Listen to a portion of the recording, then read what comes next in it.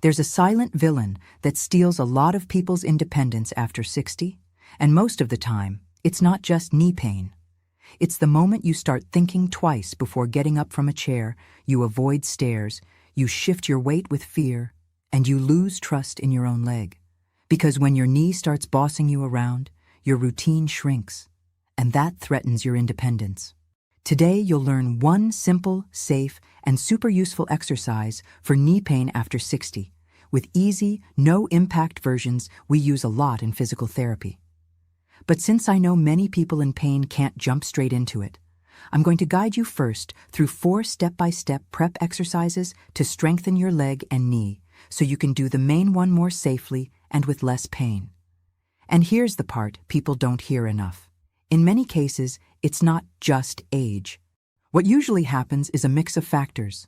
The thigh loses strength, the glutes weaken, the ankle and hip get stiffer, and on top of that comes the fear of pain. People move less, change the way they walk, stiffen up to protect themselves, and the knee ends up taking even more of a beating. Now let me explain it simply. The way I do in the clinic, the knee is held by muscles. It works like a hinge between the hip and the ankle. When the thigh, especially the quadriceps, is weak, the knee loses control when you sit down, stand up, and climb steps. The joint takes more load than it should, in the wrong way, and pain shows up more easily. That's why, even when osteoarthritis is present, guidelines still place therapeutic exercise and strengthening at the center of care. And the glutes act like the knee's bodyguards. When you put weight on one leg, the hip muscles help keep the leg aligned. If they're weak, the leg tends to drift inward and the knee takes a worse kind of load. In real life, that means more pain and less confidence.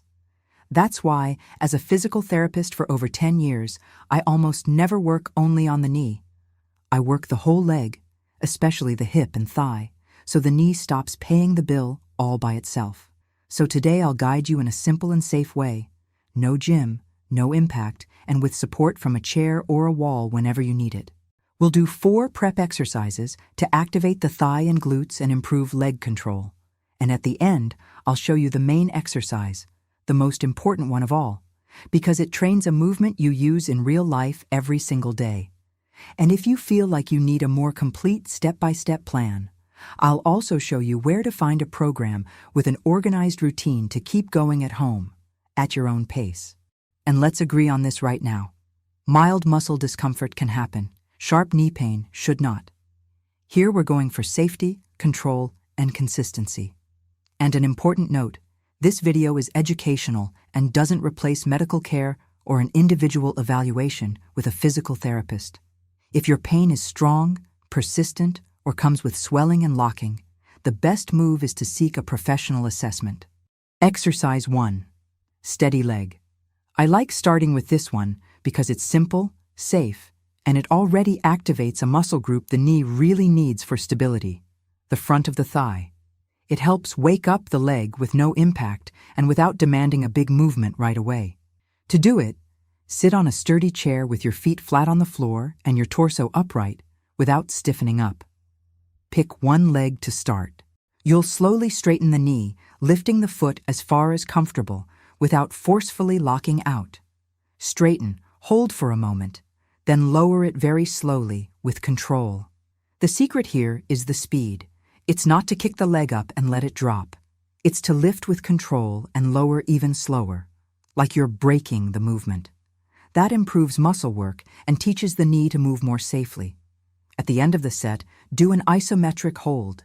Keep the leg extended for a few seconds.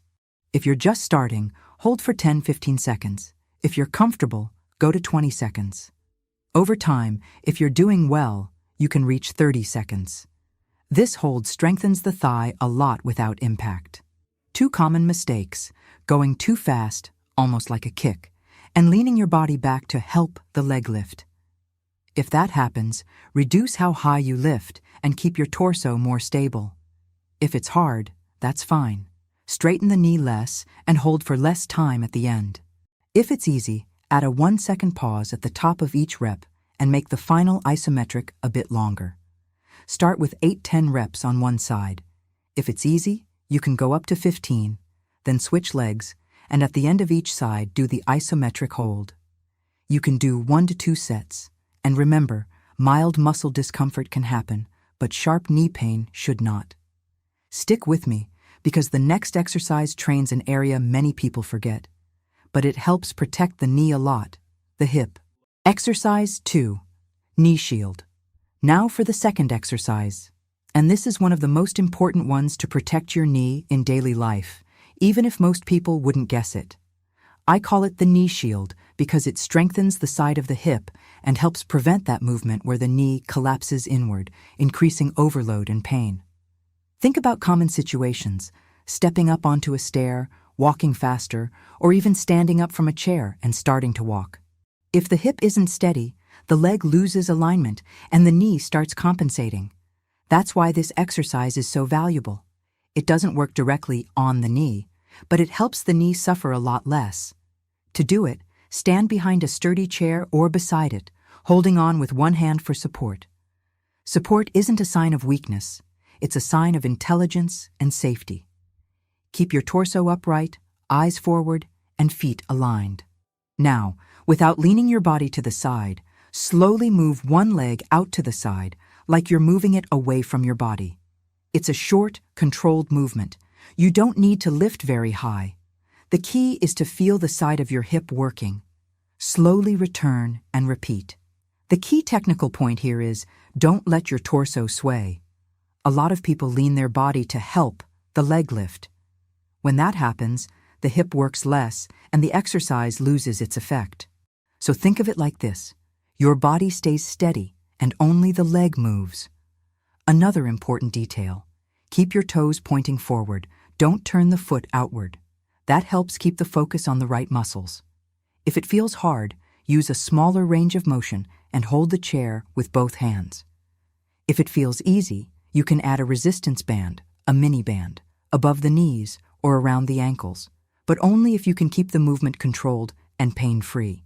A mini band is a great way to progress safely as you get stronger. Start with 8 to 12 reps on one side, then switch. Do 1 set at first. If you're comfortable, you can work up to 3 sets. The goal here isn't speed. It's control, alignment, and feeling the hip doing the work. Now that the side of the hip is awake, we're going to activate the back of the leg and hip, which also helps the knee a lot in daily life, especially for posture and standing stability. Exercise 3. Heel back.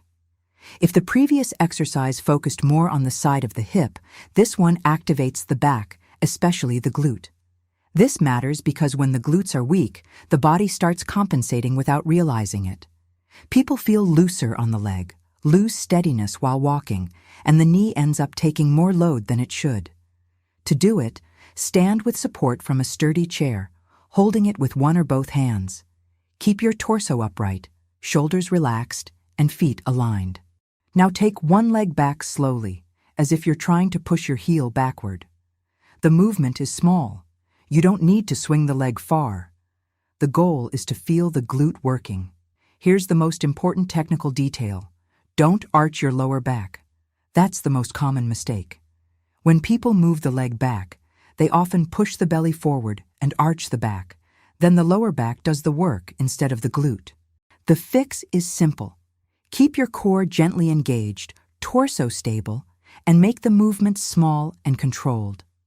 Another common mistake is bending the moving knee too much, like you're kicking backward. If that happens, dial it back and think about lengthening the leg backward with control. A slight bend is okay, but the focus stays on the hip.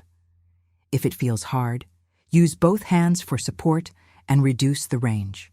If it feels easy, you can add a mini band at the ankles or above the knees to increase resistance, as long as you can keep your torso steady and avoid arching your lower back.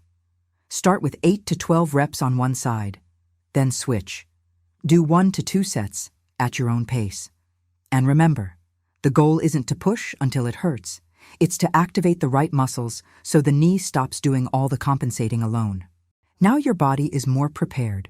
Your thigh is active, the side hip is awake, the glutes are working, and in the next exercise, we'll combine all that into a more functional movement. Exercise 4. Wall squat, mini.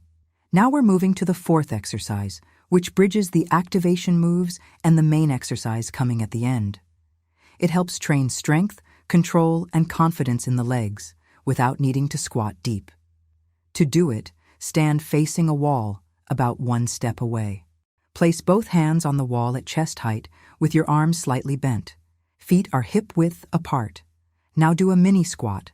Bend your knees a little and send your hips back, like you're sitting into an imaginary chair, but only a little.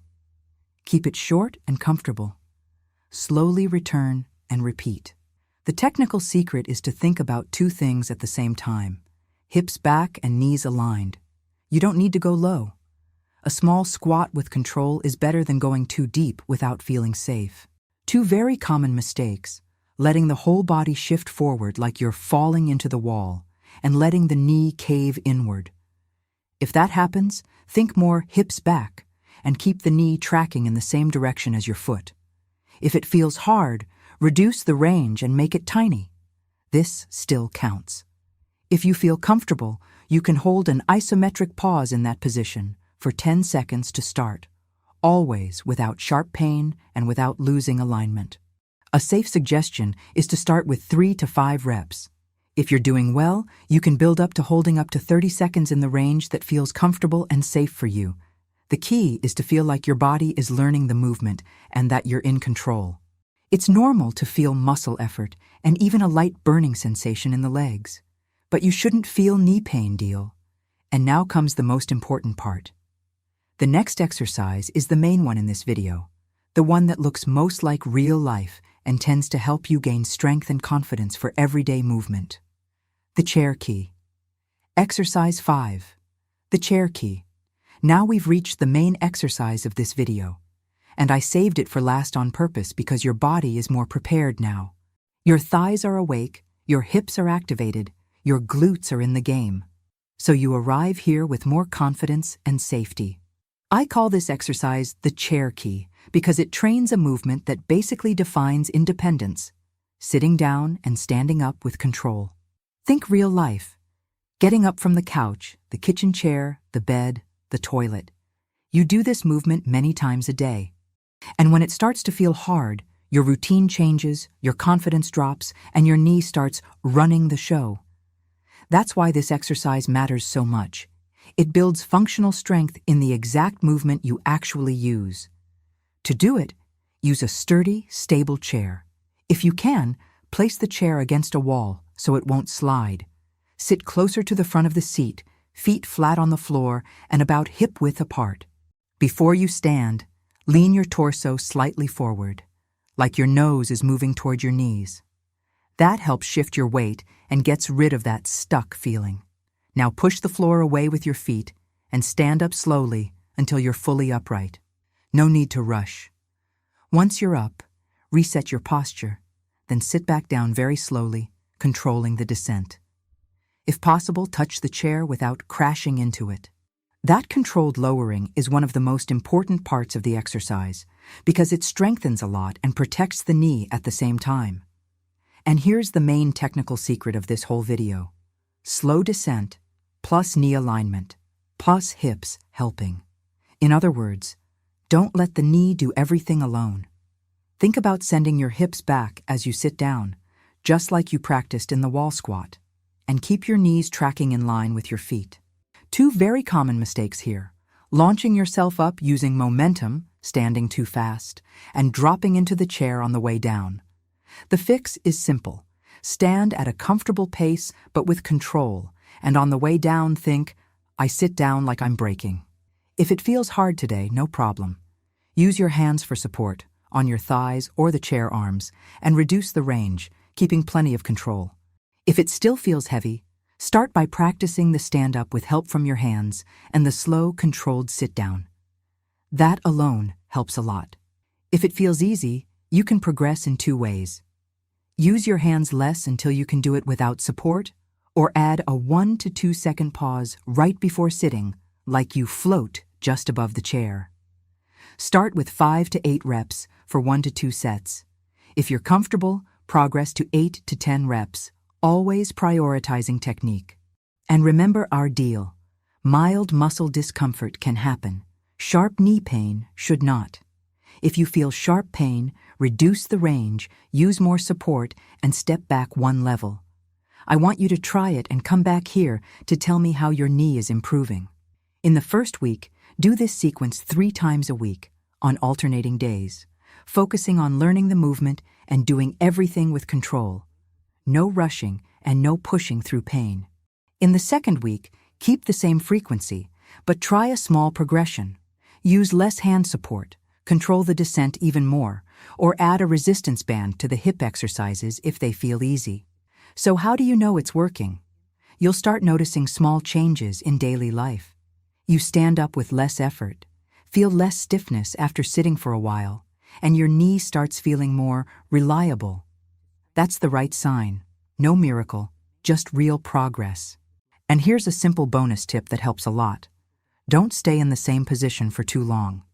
If you sit for long periods, try standing up every 45 to 60 minutes and walking for 1 to 2 minutes, even inside your house. That helps unstick the joint, improves circulation, and reduces the stiffness that makes the knee complain when you get up. It's a small tip, but for many people, it makes a big difference when you combine it with the exercises. The exercises I showed you today can already help a lot, especially if you're consistent and respect your limits. But I also know that in real life, many people struggle to keep going on their own. Sometimes they start strong, but then they're not sure if they're doing it right, don't know how to progress, or simply lose momentum. And that's exactly why I get asked this all the time. Is there a more complete, step-by-step plan, already organized, that I can follow at home? If you feel that way too, I left the Knee Pain Relief Codes program in the first pinned comment. I'm sharing that link because it can be a good option for anyone who wants more structured guidance, with a routine designed for daily life, no impact, and focused on improving movement, control, and confidence in the knee. It's not about miracles. It's about having a clearer path to follow, consistently. If it sounds like a fit for you, click the link in the pinned comment, take a calm look at the details, and see whether this approach matches what you need right now. If this video helped you, tell me in the comments, which exercise are you going to start doing today? I really like reading your comments because it also helps me bring you the most useful next videos. And if you want to take care of your body with simple, safe exercises designed for real life after 60, hit like and subscribe to the channel.